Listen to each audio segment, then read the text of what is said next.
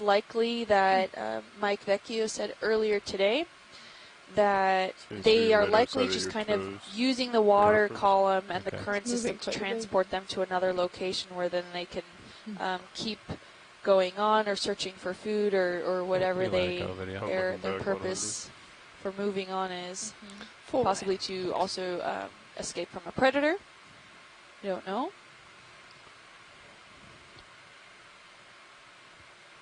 Oh, got some more ink there. And like I was saying before, this ship is manned by 49 people on board, crew members from everyone that navigate up on the bridge to the ROV pilots that you are manning this ROV that you are getting great footage from here, to also keeping the ship running. We have a lot of ship engineers as well as those that have to also feed everyone on board in the mess hall. And these are quite talented people and also videographers that are here that give you also some great footage that you can go ahead and look at all of the highlight videos and what you see on the NOAA website.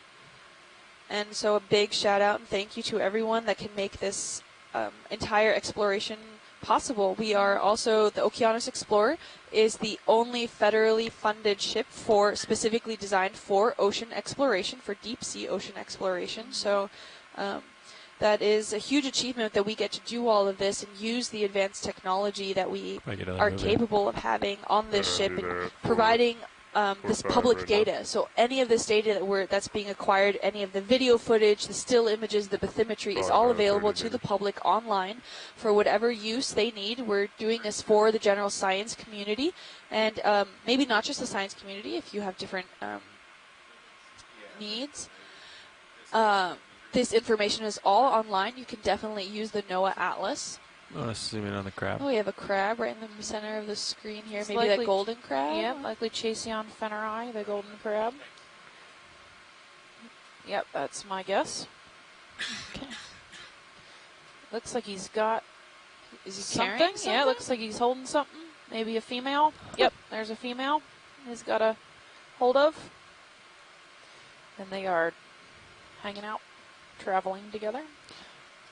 I don't know if that's willingly. We'll get closer to it. It's a passive aggressive. Can we get the lasers? Yep, so we have a mated pair. Oh, quite large. It's about 10 centimeter carapace. Maybe a little bigger. Maybe a little bigger.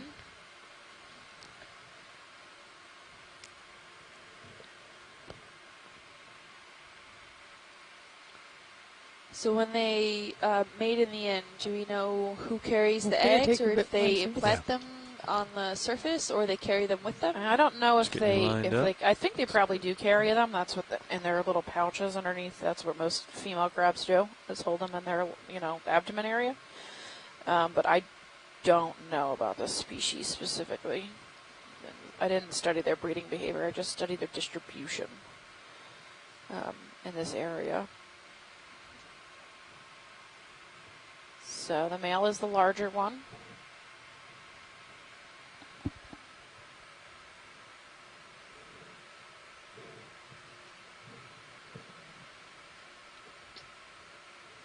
Kind of frozen in place, probably because of the ROV, the light shining on them. Frozen in the field. Okay.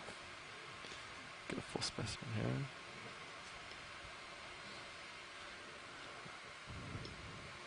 Thanks, pilots. We're ready to move on when you are. Copy. Come wide video when you're clear. Little brittle star. Another brittle star. Okay. Another squat lobster behind him. Ooh, and I think there's another carnivorous sponge out about 9 o'clock there to the side. Coming in dead center. You can snap it from here, video. Yep. Good idea. Right now in the center there. You need a closer look than this? Oh, just a snap zoom. ID. There's another one, a couple of frogfish too. Oh, yeah. Yep, yeah. It's the same species. Like that's cool. There's like little balls coming off. Yeah. Looks like a chandelier. Same species we collected with the sea star, and also that first one. It's cool looking. I think. Thank you, pilot. Yeah. I see a jellyfish. Starting to feel that move, pilot. Probably have a little room to. Or wait, is that squid ink? Oh, squid ink.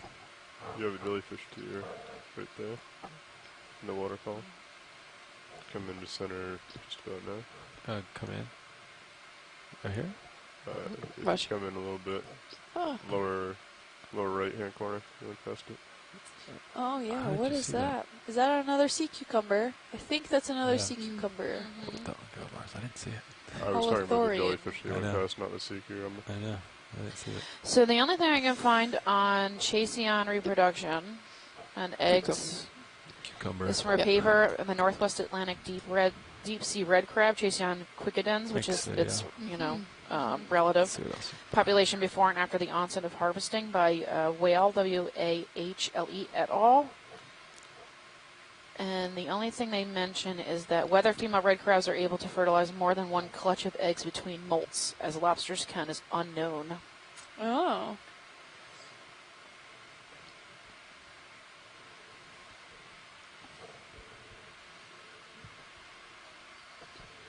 Oh, here's that Holothoria. Yeah. Almost looks exactly the same as the other species we found. That slight pinkish color.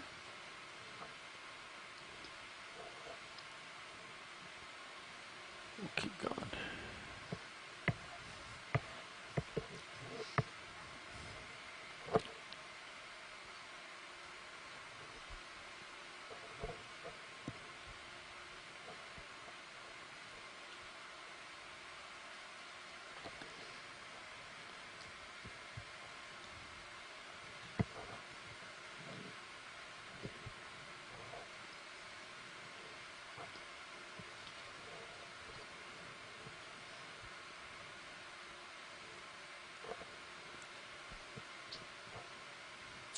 Okay, Scott says that, I'm not sure, did you see what Scott said on the chat room? Well, he said in the case of these crabs, the male will be waiting for the female to molt. When she does, he will fertilize her eggs, which then become the embryos, and she holds the embryos under her abdomen using the abdominal appendages. Okay. Oh, there's another Hylanema there. Oh, I believe the South Carolina Aquarium is live streaming until 3:30. Oh, cool. Would you give a shout out to anyone watching at the South Carolina Aquarium? We can do that. Hello, South Carolina Aquarium. How are you today? We're really glad you could join us. We hope you're enjoying the dive. Roger. We're here on the Key Largo Deep. We're south of where we were yesterday on the Miami Terrace. We've come across quite a bit of unconsolidated sediments here. So this is Hylanema again. This is that sponge that looks like a cotton candy on a stick. Again, we've got these isopods associated with it. We saw these isopods before associated with Hylanema earlier in the dive. I don't know what their name is, what they're called. Yep. Best I can give you is isopod or amphipod. They have 4 antennae. They look like little crayons. Yeah. Their head. Yeah. Amphipods. Scott says amphipods. This sponge is really unique in that it's a glass sponge, so a hexactinellid sponge, and its spicules, which are usually used to hold its tissue together, actually grow on this one all the way down into the sediment. So you can see the amphipods are actually standing on these long spicules that the sponge creates to hold itself up out of the sediment. And those spicules are so fine they can be used as fiber optics. They're silicious. Yeah, and if anyone at the South Carolina Aquarium has any questions for us, feel free to chime in. We have various social media reports that you can ask your questions to. They don't always have to be science related. They can be something that you can also ask the ROV pilots or even the bridge or anyone else on our videographers or anyone else on the ship here. So we have 2 Facebook groups that you can ask questions to at Ocean Exploration Research. Also at Ocean Exploration Research-Education. You can follow the NOAA on Twitter at Ocean Explorer, and you can use the hashtag Okeanos in all posts, and we'll try to give you guys a shout out or answer your questions if you guys have any. There's also an Instagram you can follow at NOAA Ocean Exploration, and you can also use the Okeanos hashtag, and we'll definitely look those up as well. Steph and I also have personal social media aspects that you can also follow. I'm on Instagram at Deep Sea Kim, and Steph is at I don't know, on Twitter. On Twitter at Deep Sea Nerdy, and on Instagram and Facebook at Deep Sea Nerd. And use the hashtag Okeanos. I follow that all day on Twitter, so I'll probably see your questions. Do we have a fish person online today? I don't know. Okay. There's a question from the Good Doctor on Twitter. When I've caught shallow water sea robins closer to shore, they usually make a croaking noise similar to a little frog.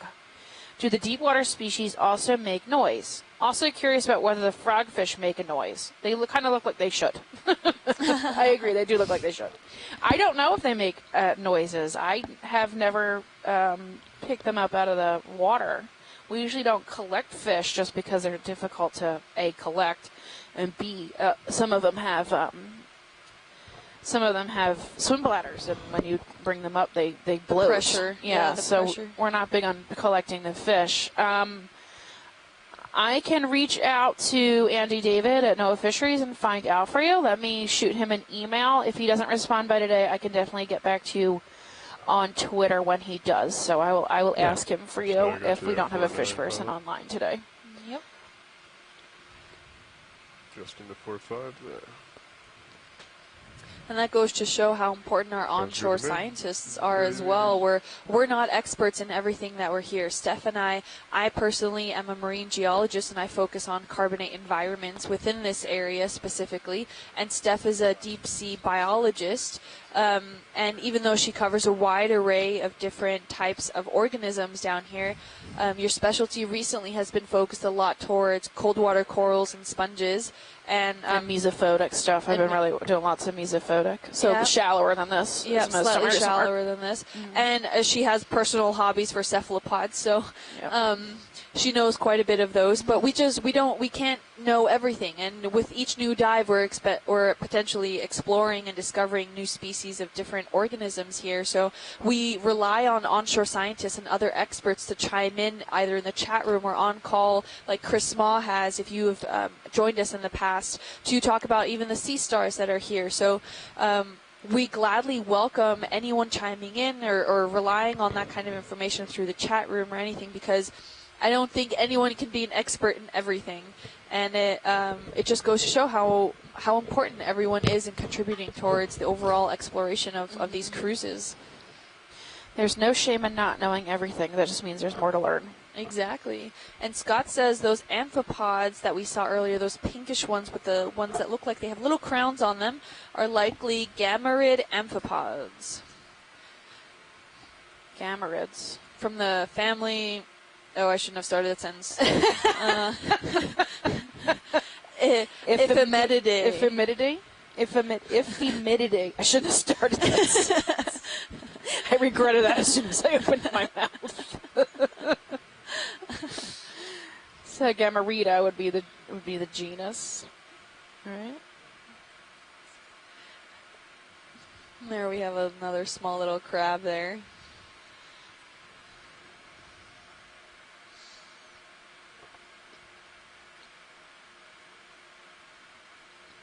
Ooh, what is that pinkish thing that we have at about 10 o'clock also ahead, off to the port side? Copy. A quick snap soon.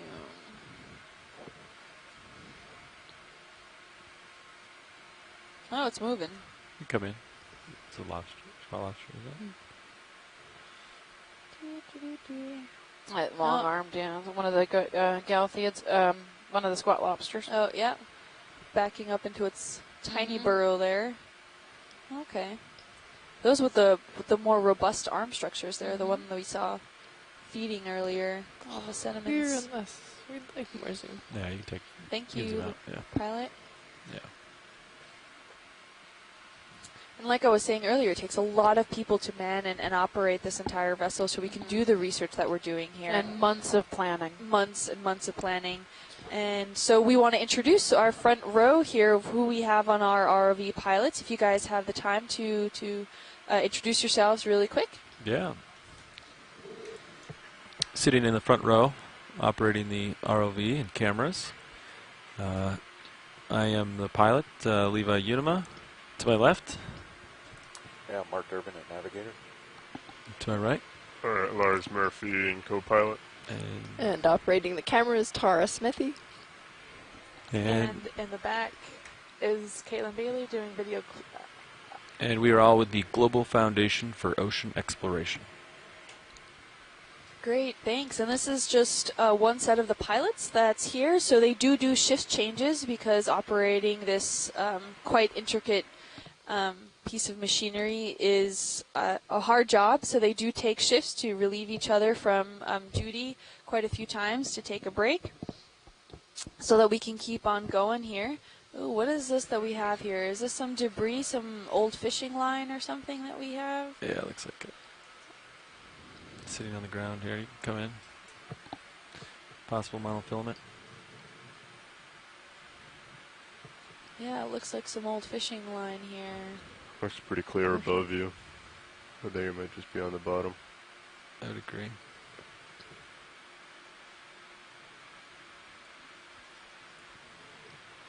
Oh, another one of those carnivorous sponges.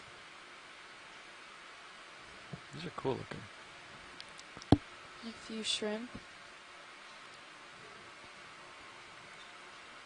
Yep. I'm going to go for the sponge video. Sure thing.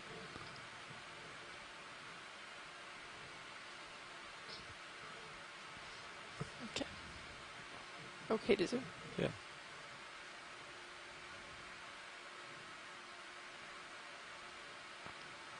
Really nice looking sponge. I'm very excited to pull these up when the ROV comes up. Right? That's Max. Absolutely. We want to make sure we stay clear of the fishing line. Don't want to get any sort of entanglement there. No, definitely not. Okay.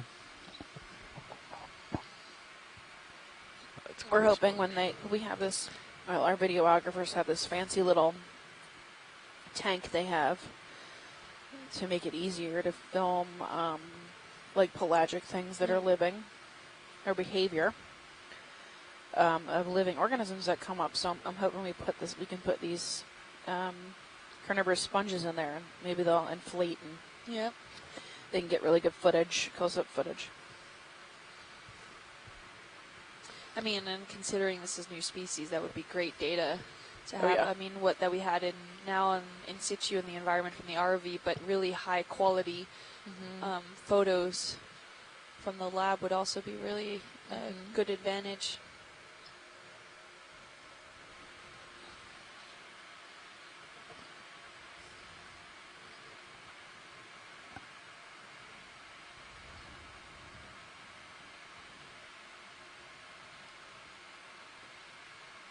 What do we have here? There's something pink, 9 o'clock. It's Yeah. another grumpy fish. You can come in. This looks like a tonguefish. Oh, you might be right. Maybe. Trash. That Maybe a worm. camera. And a soda can. Oh, what is that? It's It doesn't got- look like a fish. Is that a sea cucumber? It might be sea cucumber. Looks like we got a natty ice or something over there. It or looks purple like it soda. has Crepe soda. Yeah, it looks like a sea cucumber. You can see some his fenestrae on the side. 2 feet underneath. Ah. He's pink and squishy. I want to poke him. Right. Boop. Got it. Copy that. No, Scott thank says you. maybe a Yeah. scale worm. I don't know. It seems quite large to be a scale worm. But do they get that big? I'm not. Oh, they familiar get with- scale worms get. Ooh. Yeah, Okay. gross. Can we get the lasers in case? But scale worms usually have like these really distinct the big ones do have like real distinct scales. Yeah. You could zoom out, try to get some lasers on this. Oh, see that? Okay, so about 10 centimeters long, maybe. Oh, He says it's a worm. 100% yep, certain scale it's a worm. Okay. We will take your word for it. And we will not be sampling it. Nope.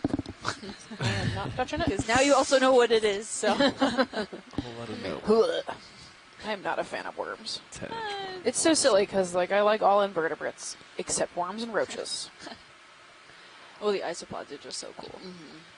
I'm okay with worms. I'm just not good with things falling apart in my hands. Oh, yeah.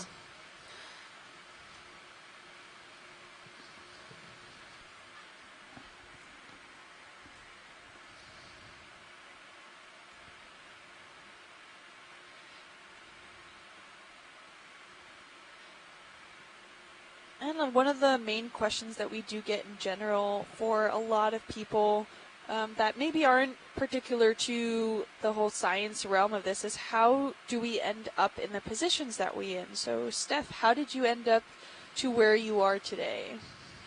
I have an undergraduate degree in marine science and biology from the University of Tampa, and I have a graduate degree from Nova Southeastern University's Oceanographic Center. It's a master's in marine biology.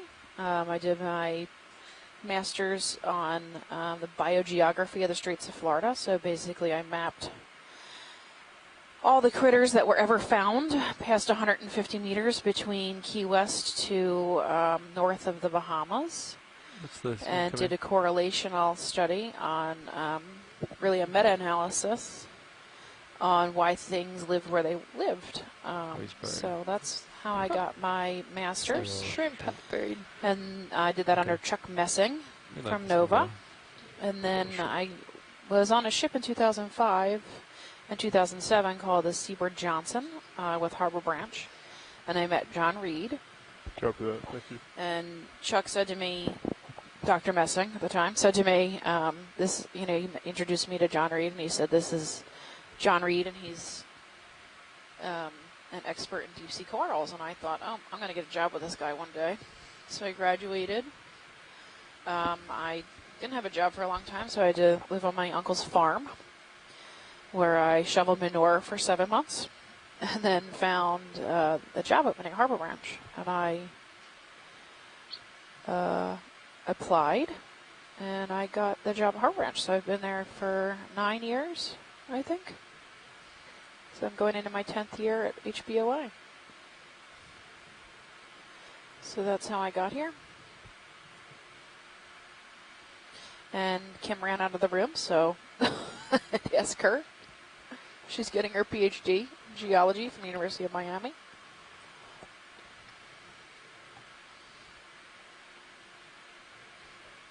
I'll come in. Oh, we're gonna fight. I think she went to go get chocolate. Yeah. You abandoned me. I was trying to stretch that out before you came back. So I didn't abandon. We need our chocolate break. We run out and eat chocolate every once in a while. Keep our blood sugar up. 3 o'clock. I know. Have that little break. Yep. It's either nap time or chocolate time. We can't nap on you guys. Yeah. That's neat. Probably gonna So yeah, that's how move I in. got to be here.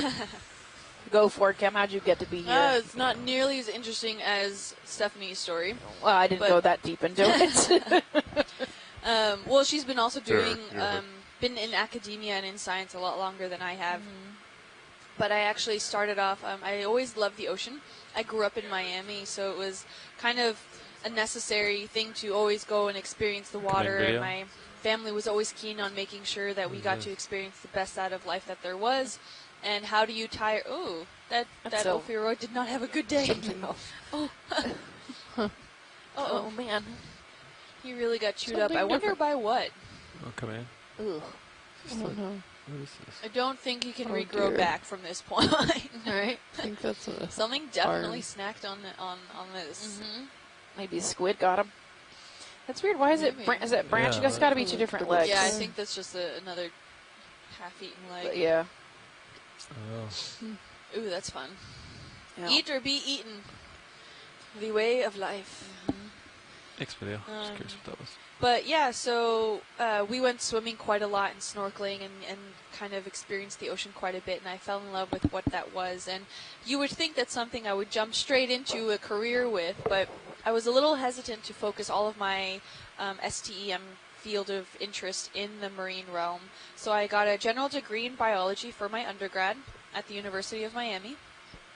And then I started to work in the geology lab during my undergrad to try to gain some more lab experience and to work with some graduate students to potentially get some good networking in and to not necessarily learn a whole new field, but gain that experience for the intention was to always move towards also a more advanced biology lab to work in. That's another one of those worms.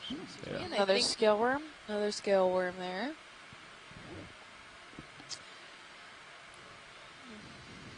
Looks just as pinky as the other one. And, but it ended up never working out that I went to the other lab, and I stayed in the geology lab. I got comfortable, and I got to learn a whole bunch of new techniques and new machinery and how to work different things.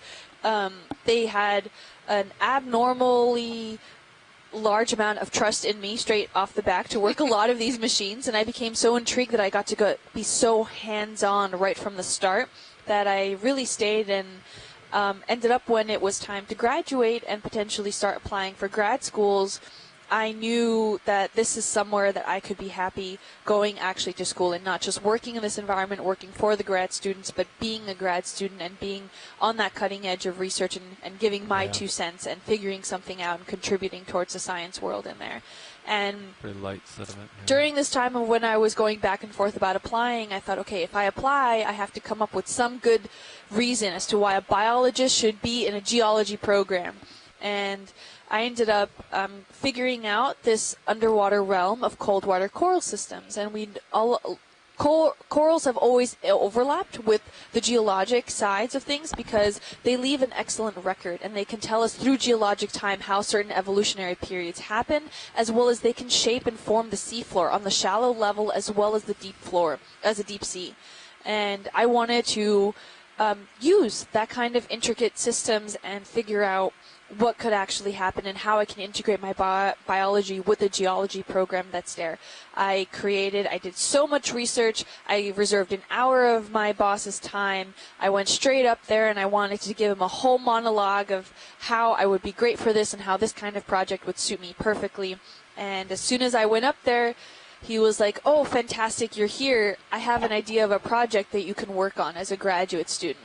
And of course, it was the same thing that I gave him was about to give him the whole speech for. So I was robbed of my speech. And I asked if he still wanted to hear it, and he said no. We already agreed, so there's no point. And so then I started in graduate school, and I started in the marine geology and geophysics division, which was originally what they called. I moved from that main campus from UM in Coral Gables to the Key Biscayne campus for the Rosensia School of Marine and Atmospheric Sciences campus. And that's on Key Biscayne, and it's a lovely campus that I occasionally got to take my kayak out and just kind of roam around for an hour or two before going back to work. Look how big this sponge is. Oh, wow. Have a nice zoom on him. Yeah, and some of the lasers, please. Yeah, he's 30 centimeters tall. Anyway, continue. Oh, it's really fascinating here. And 5 years later, I am considering myself, an adequate geologist. Adequate. I got to overlay a lot of the biology that I learned and with my love of marine sciences into what I do on a daily basis. And in just a few weeks, I go back and I defend my thesis, and we'll see if I get to actually finish or not. You'll finish. Get out of here with your nonsense.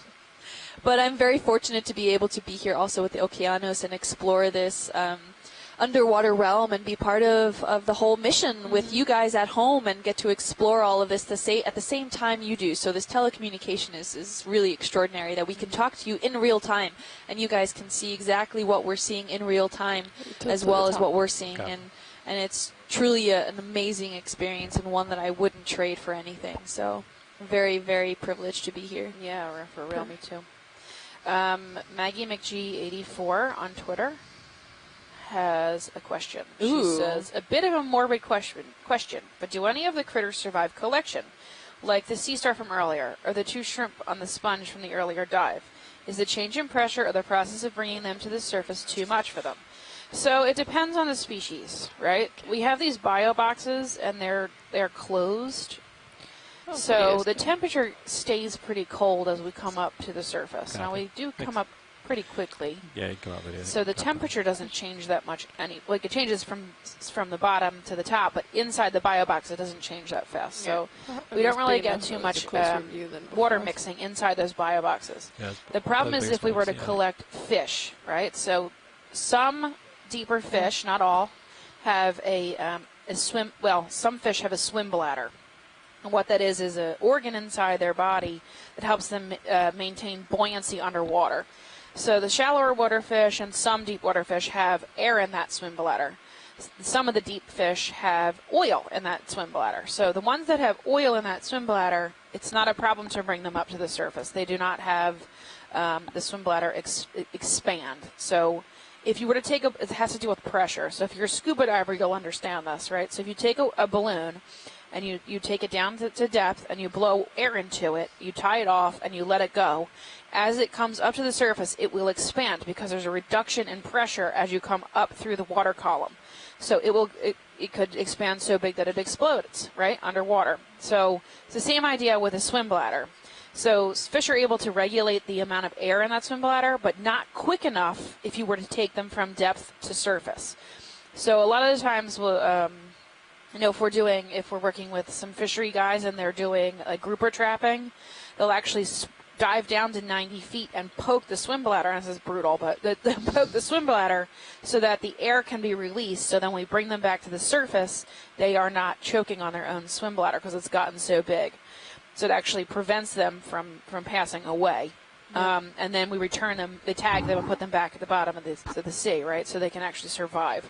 So they've done studies with that, and they just kind of hang out in the bottom for a little while till they feel better, and then they take off. Right. So, but the other organisms that we collect, like the sea stars or the sponges and stuff, usually are alive. Yes. That you do that. Not for long, sadly. Yeah. We end up preserving them. Kind of our fault, though. Yeah. All in the name of science. Yeah. We don't do this kindly or for fun. Yeah. But yeah, so the swim. It depends on the organism. Yeah, so sea stars and invertebrates don't have that swim bladder problem. So coming from depth to the surface is not really an issue as far as pressure change, but temperature and salinity changes can cause a lot of stress. Also. Being collected is very stressful. Yeah. So we have had some midwater animals sucked up through through the tube, and they're able to bring them up and see them in the fish tank and take video of them swimming around. Yep. But eventually they make it into ethanol, into a jar, and are labeled, and they get put in the Smithsonian. So whether they come up dead or not, eventually they're going to end up sampled. Yep. And sometimes those organisms release, due to the stress of being collected and transported, release some sort of mucus thing that does end up also potentially disrupting the actual sample in itself. So it's one of those things that we do have to always keep in mind, and we try to minimize any sort of stress on the organism on itself. And we preserve them quickly. Yes. So it's very very fast and just immediate as quickly as possible.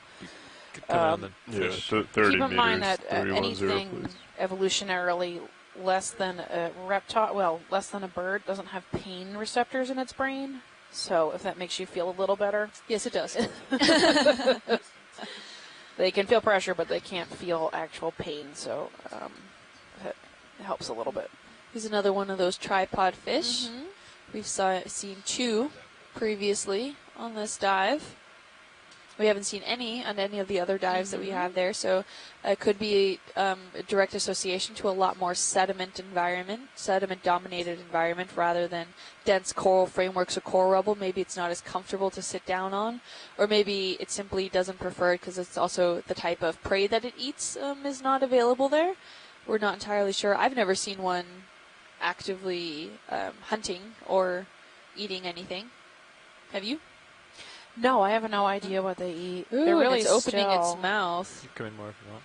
And closing, probably pushing some Max? water through its Oh. gills there so it can stay stationary, because at the bottom of the seafloor there's a large scarcity of food that comes by, so a lot of the organisms here need to preserve their energy and not expend it, which is probably why the pectoral fins have been modified with its tail fin to stand up, which is why it's called a tripod fish. It touches the seafloor at 3 different points, and using and saving a lot of that energy in order for when food does come by, it's active enough to actually grab it and potentially eat it as well. So.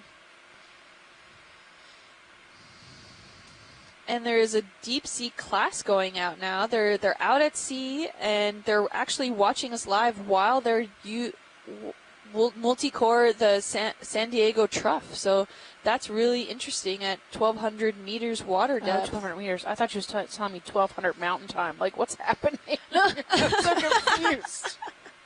That's what happens when you live in California and you're constantly going back and forth between times.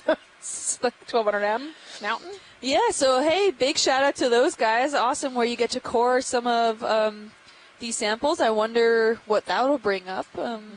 I wonder how long the core is going to be if you're doing a whole drill core ship or using gravity cores. So big shout out to you guys while doing serious multitasking.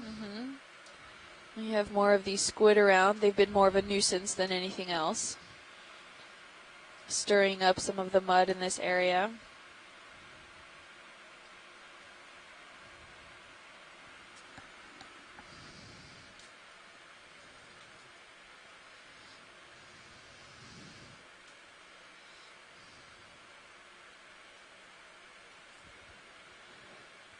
Of the squid swimming?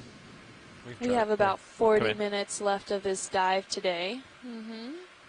Which means enough time for 3 more chocolates. Maybe. Whoa. Ooh, well all the squid just darted off randomly. Is something behind us? I know. Do we see anything in serious? What's behind me? They got out of here quick. This is a great view. If you look at feed 2 from Sirius, you can see D2 along the seafloor there, and you can start to see a lot of those kind of small pock marks that you kind of get to make out a little bit in the lighting that's coming off from D2. And all those pock marks are little volcanoes and depressions of sedimentary features that is actually being bioturbated by the organisms that are burrowing into the sediments, and that they're creating a really intricate tunnel network system. And it's either crustaceans or some fish that are doing this, but it can be a multitude of different organisms that go ahead and do this. And while they're burrowing their tunnels, they push out this sediment, and that sediment ends up piling on top, which makes it look like little volcano features. And this can actually be preserved in the rock record. So we've seen this quite a few times, at least in some of the geological field trips and whatnot that I have gone to. This is actually quite interesting to be preserved, and you can actually, due to the consistency that these tunnels are usually built out of, usually find mud along with some of the mucus that's produced from these organisms. They go ahead and tap these walls to kind of form a almost like a cemented wall of these tunnels to make sure that they don't cave in. And you can also have this preserved in the rock record as well. So we get to see how sometimes these can be 2-3 meters deep and several meters wide.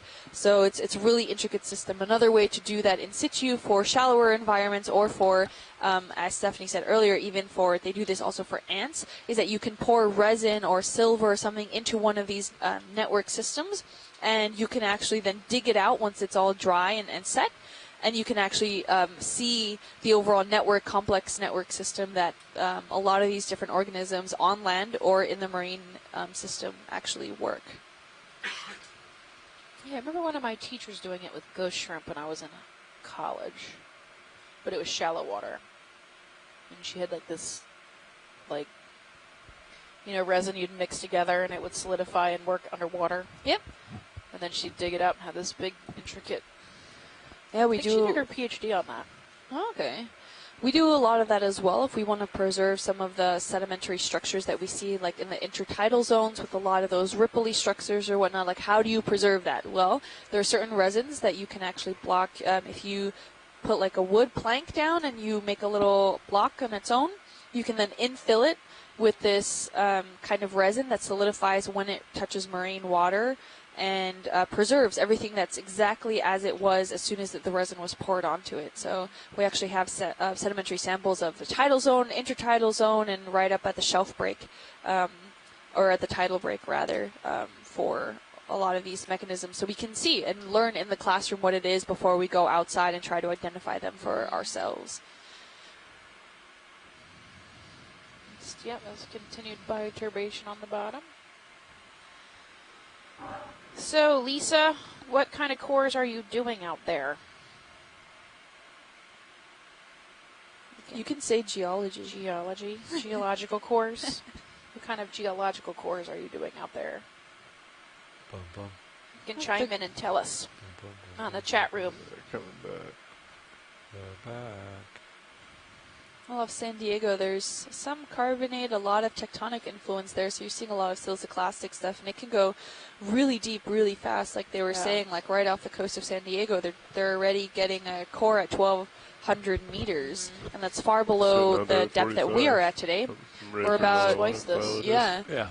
We started at about 640 meters, Yeah. so think almost twice of what at the depth that we've been diving at today. So potentially they could be looking at some geologic aspects, if it's a gravity core really quick that they're pulling up, or maybe some, hopefully trying to find any associated biology with them. I think so.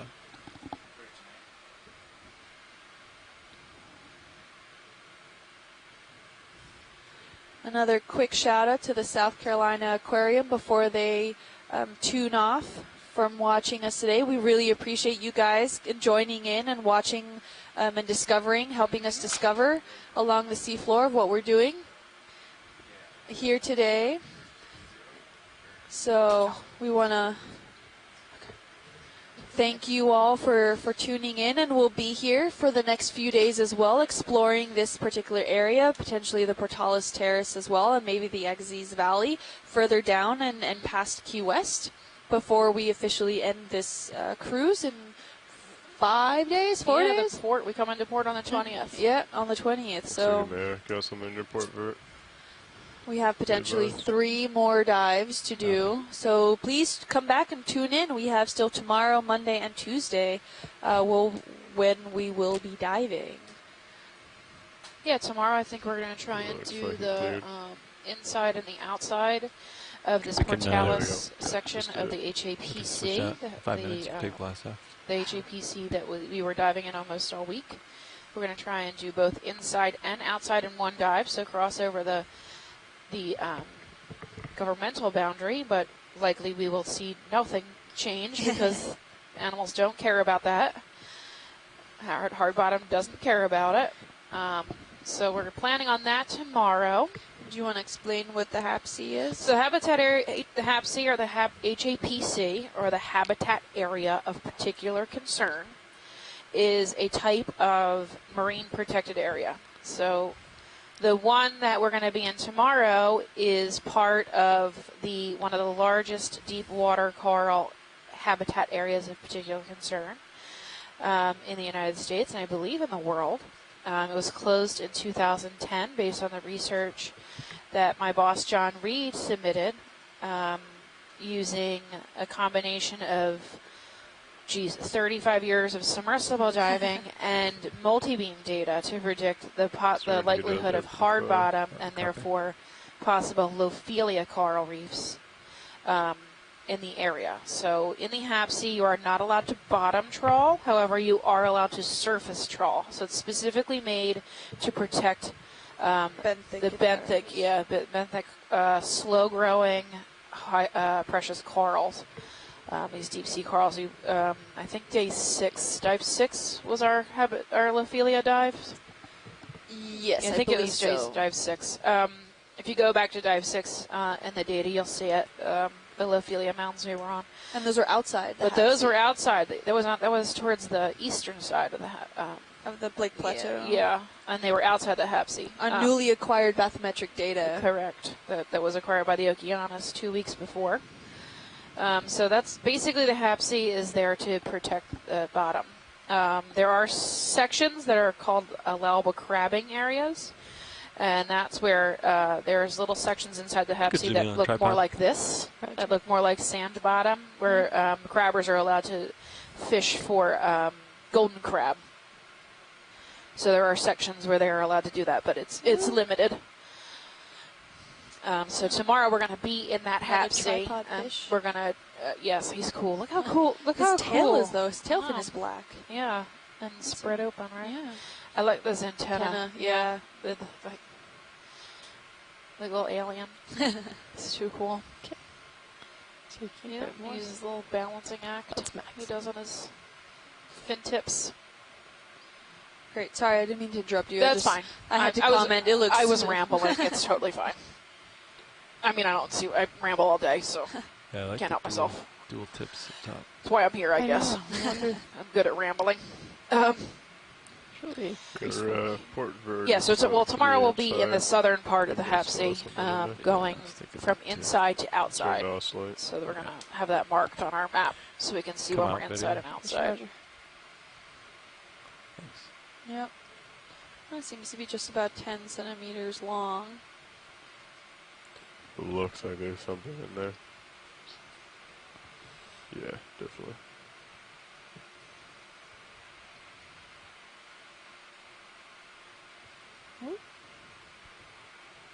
Just get some out of my thruster real quick.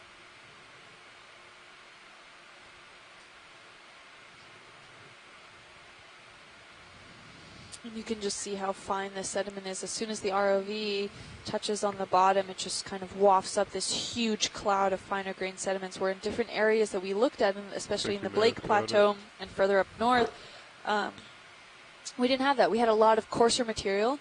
We had every now and then there were some muddy sediments, but for the most part, you could really see every individual grain when there was a zoom in on there. So it was a lot of coarse grained material, and that is composed of a lot of skeletal material, and that's all calcium carbonate oriented, meaning that it's composed of the same skeletal material as your own bone structure. There just happen to be different mineralogical properties in them, and there's 3 main mineralogical properties. We have aragonite, calcite, and dolomite. And aragonite is mostly composed, is a lot of what your skeleton is composed of, as well as coral skeletons and different smaller organisms. And then calcite is another one of those major ones where it's usually precipitated out of the seawater column. And it is also associated with a lot of the skeletal material from different organisms that are there. And dolomite is rarely ever formed right out of the seawater. And carbonate has to be formed, at least in the marine environment, has to be formed in the seawater in supersaturated zones. The dolomite is usually the diagenetic effect from other aragonite or calcite minerals to form dolomite. So it's a reworked system that has then some sort of effect in it, whether it be burial, heat, difference in water type, or if you start to have meteoric water, that means rainwater or fresh water flowing through a carbonate feature, it can start to impact the overall mineralogy of it, forming that dolomite, reworking the actual carbonate systems and forming that dolomite system. And a lot of these skeletal fragments are composed of pteropods, foraminiferous shells, and those are little tiny, we refer to them as bugs of the ocean, where they just float around in the water column.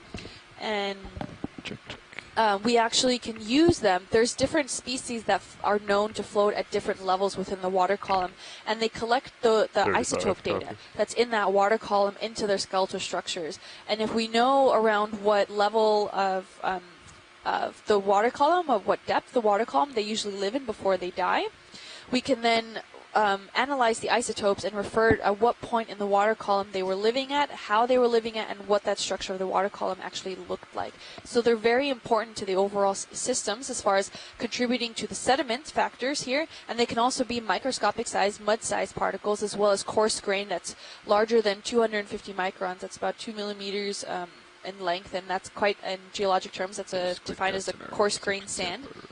And they compose a lot of the material in this region, as well as all of that muddy material. So the muddy material can also be breakdowns of these skeletal was fragments, so you attractive. might not have whole bits of them, but definitely smaller chunks that just get reworked, maybe in the current systems, and what have you. Need to remember to clean that out if And here you're you not can able see to more work of it these out. depression features that are got likely 3.4. events of bioturbated Nice. micro or Camera's still in black and white macroorganisms mode, huh? in the area. They form little tunnels, intricate tunnels down underneath the subsurface here.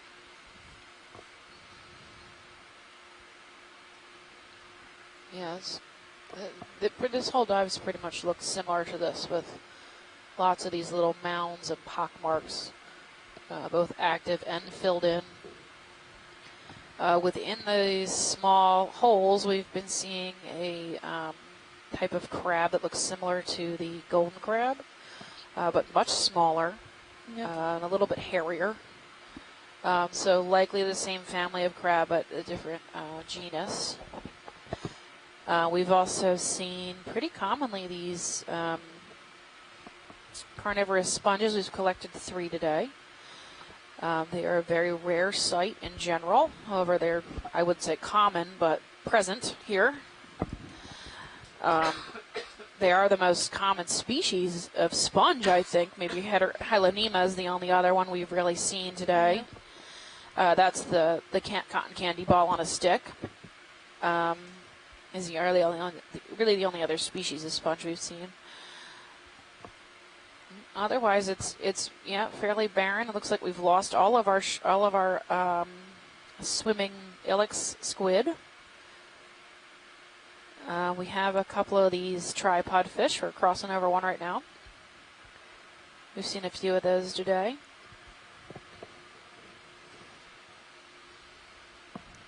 Yep. And these pock marks are filled.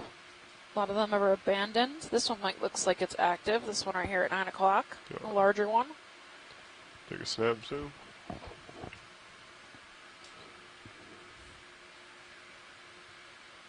Yeah, so that looks active to me. There's also another one in the Ready to come out. distance. That's closer to noon now. You can see the walls of it are still maintained. Yep. And even the one behind it, they might be attached.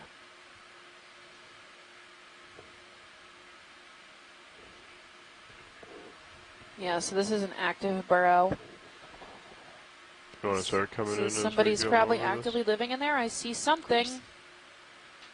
I see the tail of something. I think it's Of maybe a- a fish taking advantage. Yeah, it looks like a Lamanema tail. If I had to venture a guess.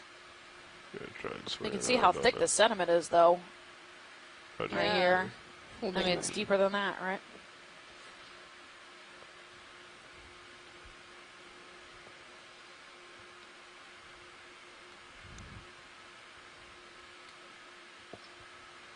Mark, are we underway or are we stopped? I'm trying to remember. Still moving? Great. Oh, okay. Okay. Yes, this could be a hole It's from still dark. a tile fish, sand tile fish, or a golden tile. They live out in the sediment. Could also be Pilot's clear when video is. Acanthocaris, the blind lobster. Feel free to come I out. saw one at the very beginning of the dive, but I haven't seen one since. Nice. And usually these little Another one of these holes sometimes carnivorous have a back sponges. door, depending on the species.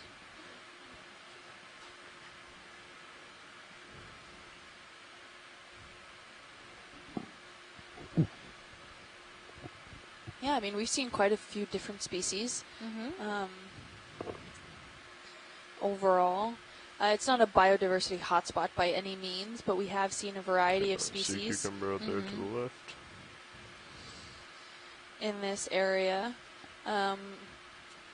Still wondering what can really form these large depression features that lead to the tunnels here. Could be that tile fish, could be something else. Yeah, I really don't Understood. know. Thank you, I don't know if we'd ever figure it out. Maybe if we put a still camera down here and just watched for hours on end and see what came out of it, Yeah. out of an active burrow. ROV's pretty loud and very bright, so I would imagine we're probably scaring whatever it is off. Yep. So, Steph, I have a question for you now. What has been your favorite thing that we have seen across these dives? And that does not count the Lophelia reefs. Probably the Picnogonid, the sea spider with babies. Oh, that has to be a good one. Yeah, that's a good one. How about you? So I swear if you say sound waves, I'm going to lock you out of the room. Okay, as important as those features are, I have to say the biologist in me is still totally in love with the fact that the pycnogoid with the babies was surrounding it was definitely a major highlight from this.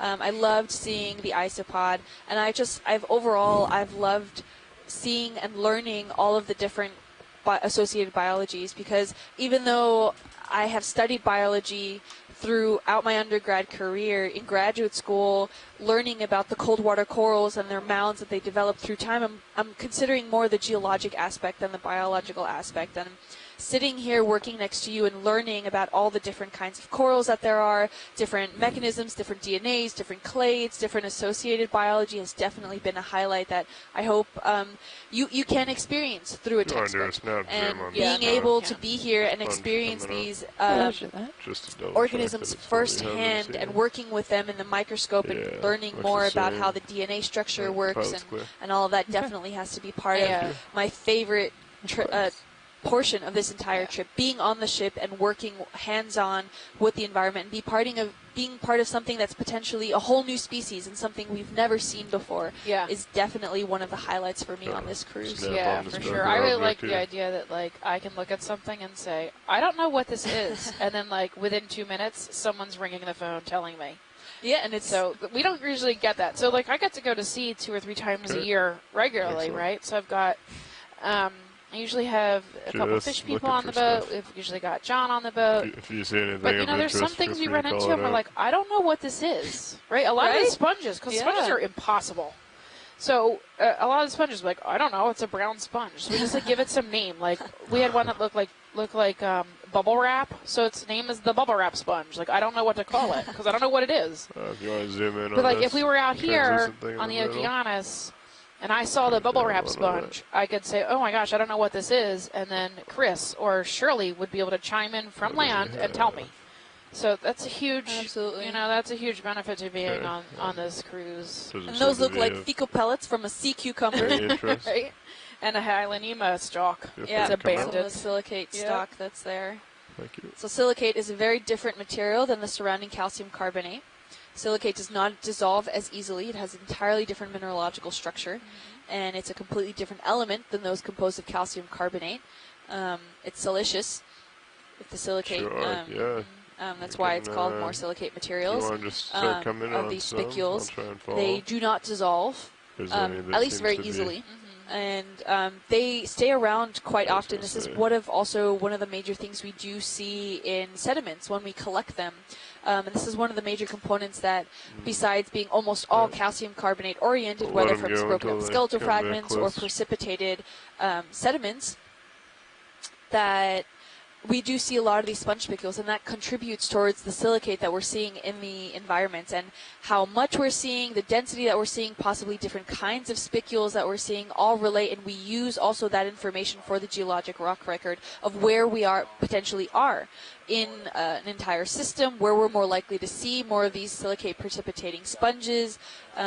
It all plays in a major factor of what we're looking at and what we're learning at. So despite my profession being from geology, being in calcium carbonate, we do have to learn a lot of those other factors that contribute to the actual sediments and what we're looking at here, because it's not strictly what you would expect it to be. Yeah, and I wonder, because the Hylanema sponges are somehow precipitating silicate, right? And making those long stalks. So I don't know how that works. Yeah. I would imagine it's kind of the same process as corals make calcium carbonate skeletons, but I honestly don't know. So that would be something cool to look into. I wonder if Chris knows how that works. Hola, my friend. Hi. How are you? Good. I'm here, inspired by your amount of energy that never ends. Yeah, who knew I could talk for 8 straight hours? I don't know exactly, like how long it takes to excrete those very long features. I promise I'm gonna look into it. You're looking into how that works. I can come down, or we can. And how that works. Is the ship stationary? Silicious Let's features get at least one more in before. are secreted in the case of Exactinelli and Demospongia along proteinaceous